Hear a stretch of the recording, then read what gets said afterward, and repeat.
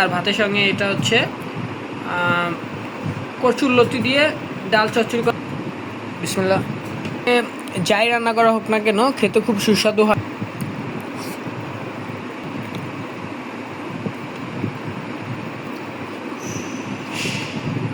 একটু খেয়ে দেখবো।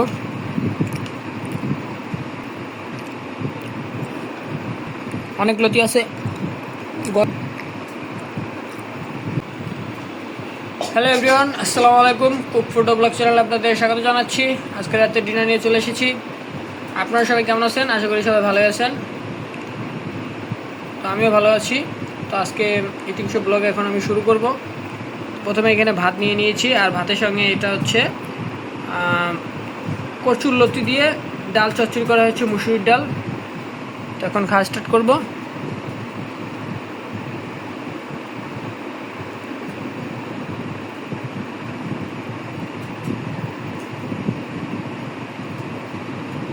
বিসমিল্লাহ।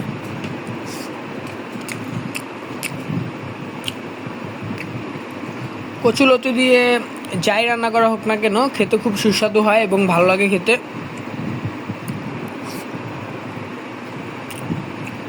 আর এই কচু লতিটা হচ্ছে একেবারে দেশি লতি।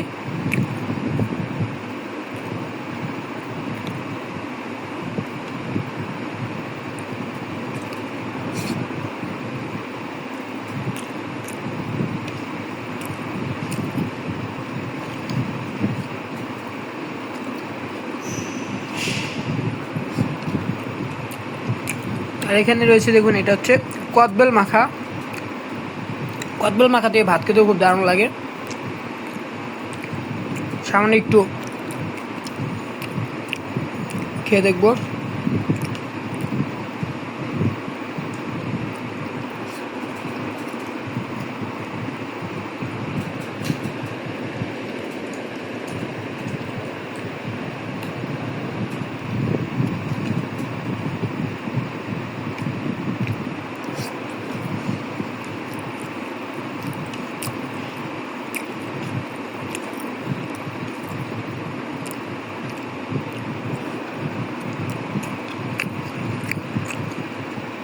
লতিগুলো বেশ চিকন চিকন, কিন্তু খেতে খুব সুস্বাদু।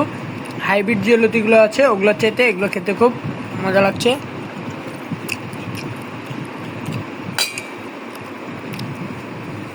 আজকের এই লতিটা একেবারে গলা চুল করছে না, খেতে খুব দারুণ লাগতেছে। অনেক লতি আছে গলা চুল করার জন্য খেতে ভালো লাগে না।